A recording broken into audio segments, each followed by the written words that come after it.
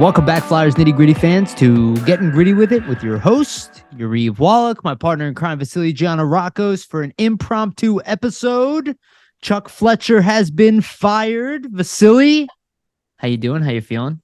It's a Friday and Chuck Fletcher's been fired and the workday's over, so can't really get much better than that, right? We're doing a little celebration here, Yeah. but obviously a lot to dive into with that news, though it's not something that was kind of off the radar, right? Like even in past episodes we've been saying we're kind of expecting him to get let go, but likely after the offseason. I think it's more of a surprise just based on the timing of this all. What do you Wait, think, Yuri? no, I think that's a great, to what we were saying, we either thought it was before or after the trade deadline. And Yeah. as far as after trade deadline, we assume at the end of the season. And here it comes right after. I do think there is a lot of truth that the fans kind of made this happen. I don't think they made the firing happen, but I do think it made the immediacy of the firing now. I think they thought they had some time, but I think it's quite obvious that they were planning on letting him go. I mean, be honest with you guys, like there was that quote going around with Fletcher saying that he wasn't worried about losing his job. I noticed there was a lot of misinterpretation of that. The way I interpreted it is, I know that my job is on the line. I know that I could be fired, but I'm not making decisions with that in mind. And to his credit, one, it's not nice to see somebody fired ever. I'm not cheering the man's pain, but I will give him credit too. He did not make trades as if he was going to lose his job this season. If he did, we would be in a worse position than we are today. So to his credit, he could have traded maybe not even this year's first round pick, but next year's first round pick. He could have done other stuff that clearly he had opportunity to, and it would have hurt us even further. And he didn't do any of that. So, and I said this earlier, right? While Chuck Fletcher hasn't made great moves, he also hasn't made stupid moves of late. It's more of the lack of moves that were his biggest crutch, at least in the present moment. Yeah, I think that's a great point. Yariv, I think we can kind of speak to it's likely the lack of moves that probably got him fired. I mean, you have to think that typically an organization isn't going, to really fire a general manager after a trade deadline. Like it's not a usual thing. So weird. Yeah, it's very weird just in the sense that you fired a guy literally a week after the deadline, since it was last week Friday, as we record this, and it is weird just in the sense that usually you wouldn't let a guy that you're going to fire or you're thinking about potentially firing handle your trade deadline. So that makes me believe and assume that the repercussions and what occurred during this trade deadline probably played a factor and an effect in him getting let go. Obviously, we don't have that inside information, but I think it just points to that in general. The real interesting thing for me is if you knew or were on the fence of firing him, after this deadline based on his performances, shouldn't you have just let him go anyway and just let your, newer guy or interim guy in Daniel Briere kind of just handle the trade deadline and the draft going ahead? What do you think about that? So I have a theory. Obviously, I don't know the exact answer. Yeah. My theory is that the Flyers were always planning on making a change here. I think, like I said, I think the lack of moves and what happened recently, I think that sped things up, but I think they always were going to remove him. I'll be honest with you. I did not think that he was going to be GM of this team next year. I was saying it because we were saying on the podcast, right? Right. That he wouldn't be. So, well, the record, the reality is, if you're just looking at the piece of paper, you're looking at shout out to Elliot Friedman who brought this up, the comp tickets, you have to look financial numbers, winning record, like they could love him as a person. It doesn't matter. Now, what we considered is maybe they were going to split up the president and GM role, which obviously is the case. Now, this is to my point. I think that's what allowed them to move forward with this now rather than move forward with it later.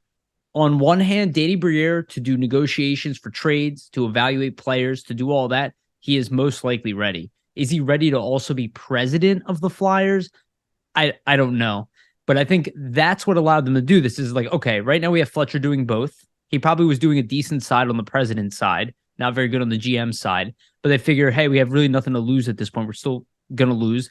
Let's get Danny Briere in there now, and then we will hire somebody to oversee the operations, right? We mentioned this through Yeah. text, like the Brendan Shanahan, Kyle Dubas. Now, this is out of the norm completely. But I did, there is a consideration here. And I'll give a shout out to Joe from Flyers Talk with Jordan Hall. He brought this up. I thought this was a really good point because I was listening to a podcast today. But typically, if you're going to bring in a new GM, he's going to want his own coach. In this situation, if you're bringing in Danny Briere, that is not the case here. He was part of the group that picked Tortorella. Yeah, he's on board with Torts. So, and from what we understand, right, and this is, again, we're outsiders here, is that they have a really good relationship. I think the combination of all these things allowed them to make the move now. Maybe they weren't even 100% sure it was going to be Danny Briere in this role.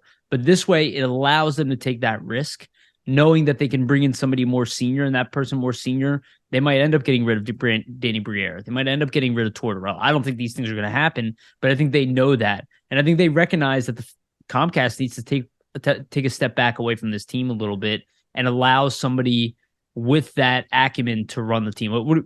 Does that sound like a realistic scenario to you, Vasili? Yeah, I think a lot of the points that you made were great, specifically like breaking up, obviously, the president and the GM of hockey ops roles, because, I mean, when you have a guy who's taking on both roles like Fletcher was, sometimes, not to say that there could be a conflict of interest in a sense, but you don't really have anybody who is a hockey person technically overseeing what he's doing. He's overseeing himself, which could be a recipe for disaster. So I totally am on board with the fact that they're going to split that up, get somebody to oversee Briere. Also, the coaching thing is a great thing to kind of mention as well, because typically, as you know, you've brought up, most GMs are usually going to look to get their own guy in here. We already know that Briere and Tortorella have a good relationship. Tortorella's, praised him in press conferences, said they talk on a regular basis.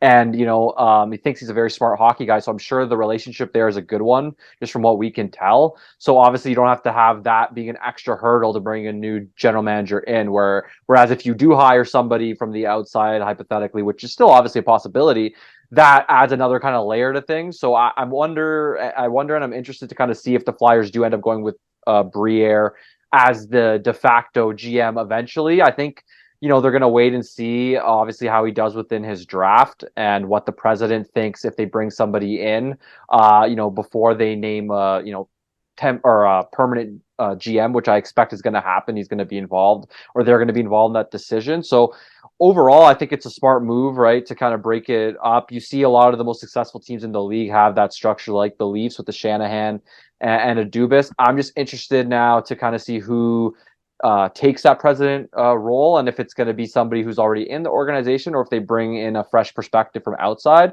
Personally, I think a fresh perspective from outside would be better, because you get kind of a new set of eyes on all the problems versus somebody who's already entrenched within them, right? I think if it was going to be somebody internal, it would have already been named.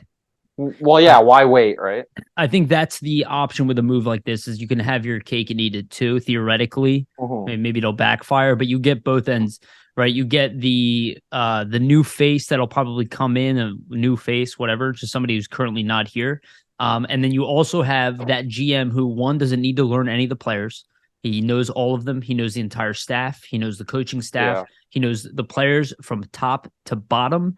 That means it saves you a lot of time, because if people remember, when a new GM comes in, they need time to understand their team. They need to assess. Yeah. Right. Technically, I mean, obviously, we'll probably have his own version of that from a new lens. But he's familiar with a lot of people. And I mean, that's the luxury the Flyers kind of have, where you don't have to wait on that. And I think, in a sense, it's a good thing, because there's a lot of young guys on this team, right? So if you have a new GM come in, he might want to get his own look and purview at certain guys, and that could kind of stall moves that could potentially be made in the summer to improve the team. Whereas you have Briere in this situation, he's familiar, so he might already be, aware of what moves need to be made, what needs to be adjusted. He might also have been on the forefront in some of these discussions that the old GM had, to kind of lay potential trades out in the future over the deadline. Who knows? Most likely he was. Yeah, who knows who's in the room in those situations. So I'm sure he probably had a hand. So that kind of gives him a one-up as well, where you're not starting fresh, and those conversations have already been had with your kind of interim GM that's taken over here. I think, though, for Fletcher and him getting let go, it's kind of just a culmination of, obviously, his track record And like you were saying, Yariv, just the fact that the results at the end of the day, sports is a results oriented business, and when the results aren't there like they have been, this is what's gonna occur, right? Well, you have to be out of your goddamn mind to let him continue to be GM here. And again, this is me not shitting on Yeah. him as a person or even his competency as GM. I don't really care whether you're a good GM or not. Hextall got fired when this team was middle of the road, had a ton of assets and cap space. This team is losing no cap space, or at least not much of it, and the assets are going down. It's obviously trending in the right direct or in the wrong direction. They didn't have a choice. You don't have And a the fan choice. base too, Yeah. right? Like I think that's a culminating thing. Just what happened at this trade deadline, the fan base kind of getting outraged. It's kind of almost like that JVR not getting traded, despite the fact that it's not the biggest deal. It's not going to make or break your franchise. It's almost like it's the straw that broke the camel's back. It was that last poke, right? Right before you turn and you yell at the person that poked you 1,000 times. That's what that was. So I keep saying it's just always poking, always underachieving.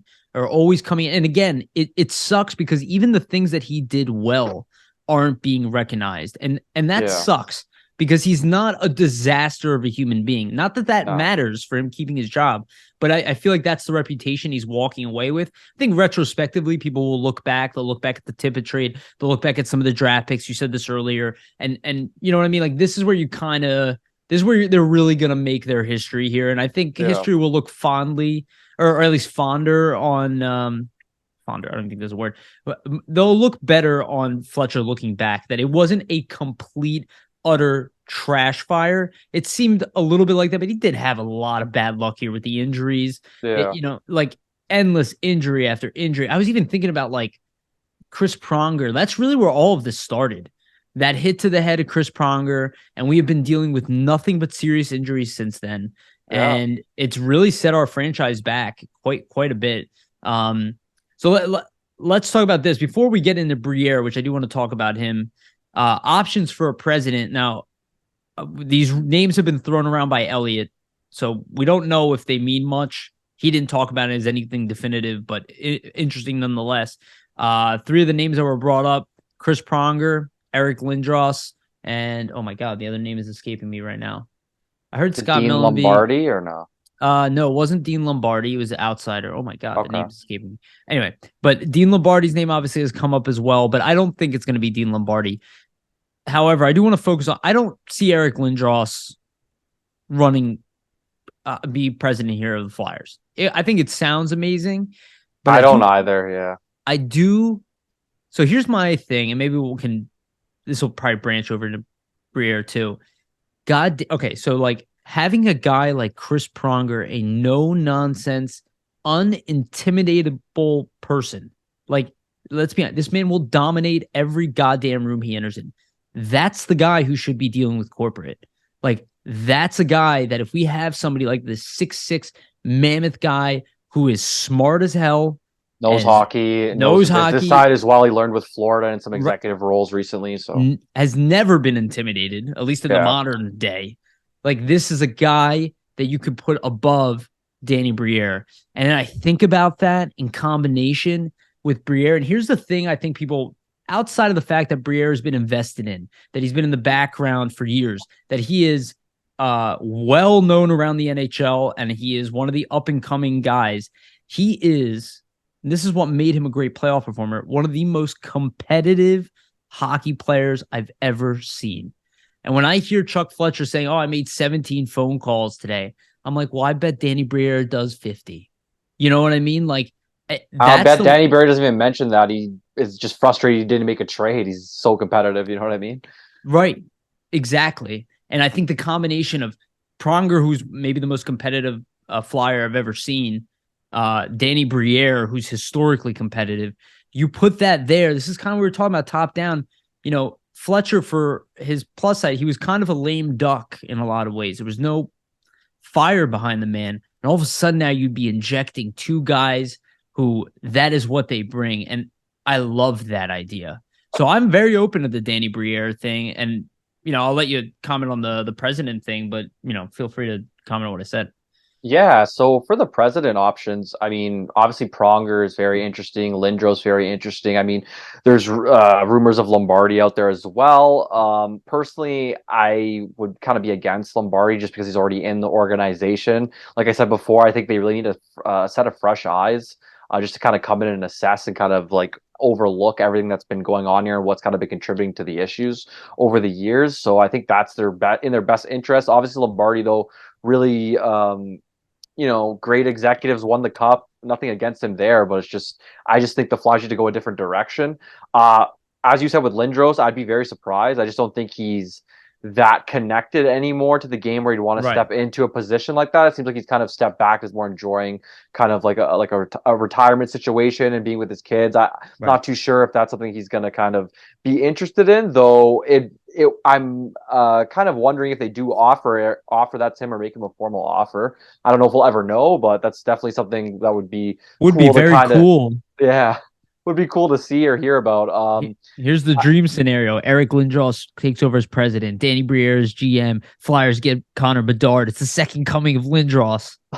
I know, basically, that's what it kind of would be Even though like, right? he could be better than Lindros from everything I see. Yeah, kid's crazy, but I think probably the most realistic that we heard of those three would be a Pronger, just because he's had recent executive experience in Florida. He seems like somebody who's itching to kind of still be around and stay around the game. Personally, when he got hired with the Florida organization, I was surprised he didn't get hired with the Flyers in some capacity.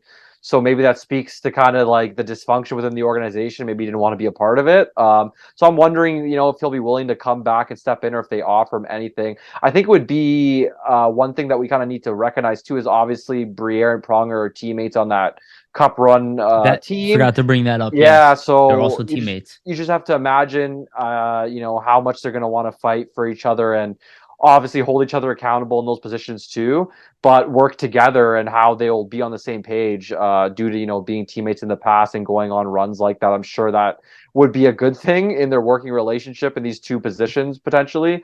And, personally, I just think whoever they do get into that president role, it has to be somebody that isn't from the current organization. I think it's just in their best interest. Get somebody new to oversee everything and kind of start fresh here. I think for sure that's going to happen. I honestly, and I give Comcast some credit for kind of recognizing they need to take a step back from the team. Yeah. They started doing it last year. I know that to our face, it doesn't seem like much is happening. I have no inside source here. I'm just reading it from the outside here.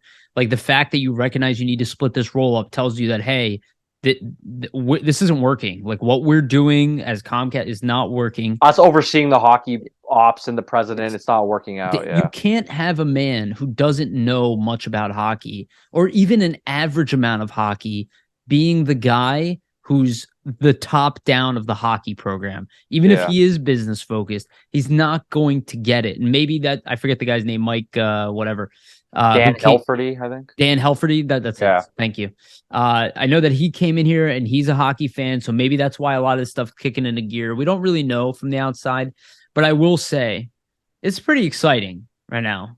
Yeah, definitely. There's like almost like a new hope, kind of like the fan base is reinvigorated in a sense. Like, okay, well, at least we know a huge root of the problems of what's been wrong here, what's been going bad is kind of removed. Now it obviously is on who gets put in that new president's position and Briere here to kind of put things back on track. But I think definitely the fan base being so disappointed and frustrated kind of culminated to this happening. I think Comcast was just like, okay, our own fans, our own diehard fans, ticket holders, our season ticket holders are booing our own general manager. Like, I feel like they definitely recognized things needed to change due to all that and what's happened here. 100%, man. And you look at the work that Briere has been doing, like, he was giving credit for the TK. I just feel like the conversations that Briere can have with players versus and this is the one thing, Vasili, you and I, we pointed this out numerous times. If you look around the NHL, this is not a definitive rule at all, but a lot of the most successful teams in the league right now are run by former players, former Yeah. highly competitive players. And I'm hoping that that's what we're finding here. I'll be honest with you, I do expect Briere to be the permanent GM of this team. I agree. Some kind of disaster. I know a lot of people probably don't believe that, They probably think I don't think they'd be making him interim otherwise. I don't think they would have made this decision. They didn't think he could be GM. I think that's why they split the role up. Like we said, hey, we're gonna give it to him. We recognize he's green, so let's give him support. Let's keep him away from us. Yeah, let's give him away from basically the a business side. Shanahan to help Dubas. It's like the same situation. Let's give him somebody Exactly. there that can oversee and can kind of not be a mentor, but be somebody that he can rely on and lean on if he needs, help with certain things. Obviously, I think with Briere and just in general having former players as the GMs and it typically having a lot of success in this kind of new age NHL, like you see a Rob Blake, you see obviously a Joe Sakic, a Bill Guerin, tons of guys Steve Yzerman. There's even more Chris Drury. I mean, Cam Neely. there's tons of guys that are former players. I think what it does is and all highly. I do want to point that out. All highly aggressive, competitive guys. Yeah, but not just like good hockey players. For sure. I think what putting guys like that in a role like the GM does for the organization is just a real benefit in all situations. And the reason being is, firstly, like what you said, you can have conversations with players and understand where they're coming from because he was a player. That cannot be ignored, especially at the end of the year when you're evaluating players and what they could potentially do for you in the future and if you want to keep them on your team. Right. You want, these conversations to be had with guys that understand the game. Obviously, not to say Chuck Fletcher doesn't understand things. Of course he does, right? He's been a GM for 20, 30 years. He obviously knows the game of hockey, but Briere understands it from a player perspective, which Fletcher did not, right? So I think adding that, extra element can do wonders for a team, but also I think in even trade negotiations, evaluating players, assessing, players you're going to draft, having a guy who's been a former player, been there himself is going to add an extra element of insight to, okay, I see this guy doing certain things on the ice and how do I kind of assess that in my view as a player? I think it really adds a lot and a different dimension to kind of how you draft, how you look to evaluate NHL talent and trade and target certain skill sets you want to add to your team when you have a guy that's been a player, been in the game, and he's not that far removed. Like his last season was 2015, 2014. I guarantee the guy can still play. Probably, that's what I mean. But you know what I mean? I think having a guy in that situation like that is only going to benefit you because he's not that far removed. And I just think a guy who's played the game is going to have a better eye for talent than somebody who hasn't played, in my opinion. 100%. This should be really interesting. I mean, we haven't experienced the GM player for quite a while, at least since Ron Hextall. Yeah. And look, to some degree, Hextall didn't do that well drafting. In the moment, yeah, we had this high, like we thought too. He did average in the end. We thought he did great at drafting. He didn't. It was average. He hit some home runs, a lot of misses, too many first round, right? Isaac Ratcliffe, 35th overall pick, moved for absolutely nothing. German Rubtsov's a throwaway. Like there's a bunch of, one of them is on our team, right? Bellows, right? Another guy, late first round. There's a lot of these, right? So it's like, it's not that crazy to miss on these guys, but too many to be considered. I'm definitely interested to see how Briere and the scouting stuff kind of handle the draft going forward now. Do we know, Yariv, if Brent Flair is also let go in this, or is he staying on as the assistant? So as of right now, there's nothing that's been said. I know him and Fletcher are like a package deal, basically. That's like, this is where it gets interesting, okay? Because I was thinking about this earlier. Brent Flair's pretty good at his job. He's good at drafting. That's why I would, guess they wouldn't want to let him go. So they didn't fire him, and I doubt Brent Flair wants to quit right now. Right? Like leading up to a draft, yeah. Right. Realistically, he'd want to go through his draft, through a team, go through it, the rest of the draft, and move forward. And here's the thing that's also got to be wary of. In his case, let's say he does want to leave. There is a good chance that Chuck Fletcher is not going to be a GM of a hockey team for at least the season. Right? Like, I don't know if a bunch of teams, I'm not saying he's never going to get a job again. I have no idea. But I doubt people are going to be clamoring for Chuck Fletcher next season. So, yeah, I'm sure Brent Flair can find another job of some sort. The guy's extremely talented, has a great resume. But would he want to leave right now? Unless the Flyers are... Because when Hextall was let go, Chris Briere was let go immediately. Yeah. Right? Like, it was a whole, hey, we're getting rid of leadership. In this case, that's hinted at. We don't know yet. That could happen. That could happen in a couple weeks. Like, Brent Flair could be removed. For sure. All that. But... assuming, I don't think he would run from this role at this point. Maybe next season, if there's something else going on or Fletcher is doing something. But as long as there's nothing else going on, I mean, I don't see why. Yeah. Here's the interesting part is I was thinking about this like in retrospect. Let's say you have Danny Briere at the helm versus Chuck Fletcher. You have somebody like Cole Caulfield available. What's the likelihood that Danny Briere is going to pass up on an undersized, highly skilled player? Yeah, that's true. I don't think it's very high. So just considering what he was himself, right? So. Exactly. This is the where I get a little, not that I want to start drafting undersized players and all that, but a guy who, quite frankly, he's just going to have a better eye for talent than I think he'll take a swing us. though on. I think he'll take a swing though on like a guy like that because he probably sees a little bit of himself in a player like that. Obviously, you don't want to be letting that cloud your judgment, right? Because Sure. there could be situations where it isn't the pick to make. But I think that could be attractive for a guy like Flair, who's a draft guy, and he probably has his picks in place, and he probably wants to go with certain guys. So maybe Briere will be more of a welcoming ear to potentially picks he might want to Connor make. Bedard. Yeah, of course, but not to say that Fletcher isn't that to Flair. Who knows what the relationship was like? But Right. that's all always something that you could take into account. That maybe this new situation for a guy like Flair proves to be interesting. Maybe they have a great working relationship. So obviously, I mean, he's in the position now. I think you're probably spot on, Yariv. He's probably gonna work through the draft, and then we'll see after if they reassess and kind of get somebody else in as the assistant GM or somebody that Briere wants to, bring him himself as his own kind of pick for that role. So it'll be interesting. I do think one thing to mention that was definitely underrated in the tenure of Fletcher and Flair, and I'm not one to be a Fletcher apologist. I don't think he did a great job at all. I think We both did wanted him fired. yeah, we both wanted him fired. We both thought he's been pretty terrible. The record speaks for itself. He's the worst GM by winning record percentage in franchise history. So good riddance in that case. But I do think that a lot of his drafting, particularly the last like 2 to 3 drafts, has been really strong, actually. A lot of strong picks. And we'll kind of judge his tenure, I think, in the future, in the next 5 years, based on those picks, like a Cam York, like a Bobby Brink, like a Tyson Foerster, like a Cutter Gauthier. So majority of Fletcher's legacy is going to be based off of that, despite what he's done and the lack of action in terms of his trades and the underwhelming factor of just his trading and negotiations in general. And his drafting has been underrated, so it'll be interesting to kind of see where it goes. Yeah, and he has a few tests, like even early here, like he's got the Jay O'Brien decision to make pretty soon. For Briere, right? Yeah, for Briere, sorry. Emile Andre is also going to be even Gauthier too. We'll see if right. he makes a big signing there with him. So right, this is probably why they wanted him in now, is to like give him some time to close these deals.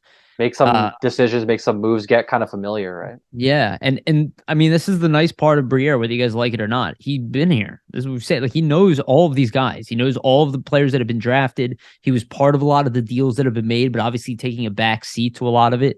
And again, like I said, in my eyes, extremely highly competitive person. So I expect him to come in here and hit the ground running. This is a guy who started off and in multiple departments within the Flyers, has been on the team, has been in the NHL, knows almost everybody around. And this is kind of where I suspected, and this is not me saying that Fletcher has no friends, but I don't know how great Fletcher built his relationships around the NHL where he had these trades available to him. I think that's why we kept getting the short end of the stick. It's just like he wasn't the top guy in all these conversations. He was kind of like, whereas Briere might have more of a olive branch out there just for the fact of being a former player, right? I think, like, for example, French Canadian, but you got to think about it. He played with he played in the league when Rob Blake was a GM. He played in the league when Bill Guerin.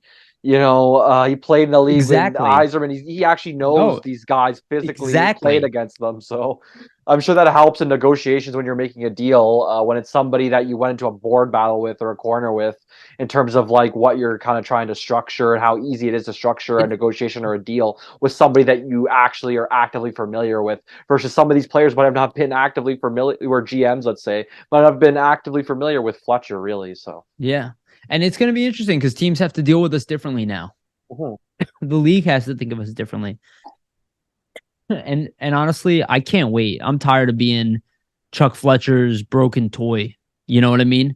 And I think sorry, go ahead. No, I think after listening to the way Jeff Merrick and Elliot Friedman reacted to the Rangers taking over and how shocked they were that the Rangers took over our building. It's like, and I know people have been pissed about that. I mean, it's embarrassing, but like, we got to stop this shit like immediately. Yeah. And I do believe that the personality of Danny Briere can do that. I don't know if he has a skilled GM, but the personality that'll is there. be a wait and Competitiveness see. is there. That'll be a wait and see. Obviously, in terms of the moves he makes as a GM, obviously there's been tons of. Sorry to cut you off, but go ahead. Fletcher should have been pissed that the building was full of Rangers. Yeah, which he didn't seem like. I think, for Briere, obviously there's been tons of players who have been in GM roles and it hasn't been a success. It's failed. So you can't jump to conclusions and state, okay, bona fide success because there's been other GMs in the league that have had success. We're not saying that, and we want to obviously paint the fact that there's a chance that it isn't the best move, it isn't the best hire as well. But I do think that you're right, that just his competitiveness, his personality, I think it bodes well for the future of the Flyers. And I think he himself is probably, as somebody who was a Flyer and wore the jersey, probably felt bothered seeing that Rangers thing happen, and just seeing the fact that the franchise in the last 10 years has really fallen in its stock in terms of respect around the league, and just the thought of the Flyers when you mention them to other people in league circles and stuff is probably diminished. So I think Briere probably recognized that himself and probably wants to be the one at the forefront to kind of bring the team almost back to relevancy and back to, being one of the top tier and top echelon teams in the league. And that's something they have not been for a while. So he'll probably take that as a challenge himself, right? Yeah, absolutely. And I guess let's end on this. We got to wrap up quickly today, so we're just doing a short update here. But a lot of talk about this is a full rebuild for the first time. I noticed that going around. That's a lie, by the way, just so everybody is aware that this is the first time they're doing a real rebuild. No, they already did that, and they did that under Hextall. That was a rebuild. Sorry. That's why it took so long. If anything, the reason we're paying now is because in the midst of that rebuild, we decided to cheat and spend all our assets on players that aren't elite, and then that's what you get. So again, that's why Hextall didn't want to do that. So I don't agree or give a fuck who is saying this about this. It's going to take 8 years. It's going to take 5 years. It's going to take. Nobody has any idea how long it's going to take to turn this. Let's wait and see. It's a good. Do not expect a full fire sale. That's not happening. Expect guys who are 30 or around the age of 30 to be moved. That is what a rebuild is. You can move a Provorov. You can move a Sanheim. You can move your D'Angelos. You can move those guys in their late 20s. Those are more hockey deals, and you're looking for value back versus a 30-year-old guy that you're just trying to kind of get rid of, free up the salary, get the assets, right? But I was even listening to Daily Face-Off, and it just drives me nuts. Is people are going like, oh, they're like, well, JVR is leaving, and Kevin Hayes needs to be traded, and Joel Farabee. And I'm like, what are people talking about? He's 21 years old. Yeah, that doesn't make a lot of sense. But still, either way. It's just the immediate, there's a new GM now. Flyers are just going to start selling off at. No, they're not. I do imagine there's going to be a lot more internal firings, more changes of staff. But if you guys think they're going to overturn their whole roster, that's not happening. This team has already been in a rebuild for 2 years. Anybody who hasn't noticed that, I don't know what to tell you. We've been saying it on this podcast that they could have sped it up, but they didn't because Fletcher didn't make the right decisions to speed it up. So that's why we're slowly going through this.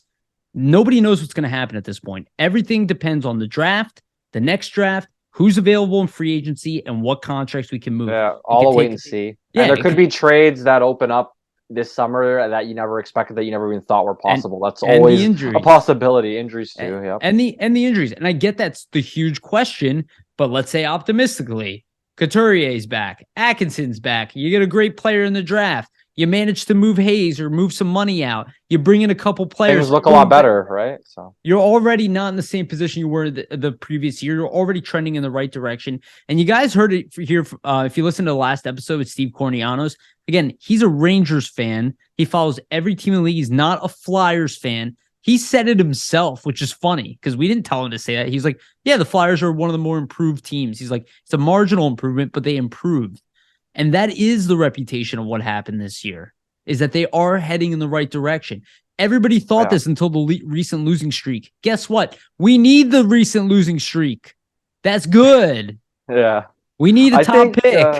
I Go think ahead. Yariv, I mean, that's a good thing to say, right? Obviously, there's not a ton of improvement or anything like that, but there is steady improvement. That's what you want to see with the team that's in this position. You don't want them to come in and be even worse than last year, right? So there's some improvement. I think you have a lot of the steps in place with Tortorella and just the young guys on this team, and how you've gotten them reps this year for that to continue into next year. And now you've kind of placed Briere in a position to see if he can make some moves in terms of trades, obviously signings, how he handles the draft, just moves in management to see if they can kind of accelerate this rebuild process and see if they can continue to improve into next season. I think making this move and switching around from Fletcher here is a key probably to ensuring that the team does continue to steadily improve going forward versus, fall back down a bit. Whereas with Fletcher, let's say taking over, let's say if he would have been the one to guide this team again through another offseason, I'm not sure if we could have been 100% accurate that was going to happen. I don't know if he had the moves left in him, to I be agree. honest. Yeah. And we saw that with the JVR thing. I still have never seen that. Yeah, it's crazy. Yeah, Either it's way, absolutely. Briere is in and Fletcher's out, and we'll see. Who's the president. It's going to be interesting with the Flyers coming up here on the I'm excited. offseason. I'm Are you? excited as well. I'm Yeah, excited. I'm excited. I love Banana Briere. So, and I was thinking about that time I ran past him in Old City here in Philadelphia, yeah, shirtless, and because I run shirtless when it's hot, and I ran past him, and I'm like, oh my god, Danny Briere, and I could tell he was kind of like, please don't stop and talk to me. He was kind of like, oh, he was very nice. He was kind of like, oh yeah, yeah, I ran right past. I was just like, oh, big fan. I didn't do like the yeah. freak out thing, but I was like, retrospect, I'm like, man, I ran right past the GM of the Flyers there and said hi to him. There you go. I would have done the same thing in that situation. I love So Danny Briere. Fuck yeah. awesome guy, and hopefully everything goes well for him in the future in this position. I think he has all the elements about him and has come up in the right way to kind of be successful, just being the GM of Maine in the ECHL and then kind of shadowing with the Flyers here. So we'll see what happens, right? He's our prospect, GM. Basically. All right. We're going to cut it here. Vasili will let you go. I will let go. This is Friday night as of that we're recording this. We record a little bit later than everybody else, but this will be out for you to listen to. We'll do, we got Bill Meltzer coming on next week, so we'll have a really good conversation with him. I'm excited about that one.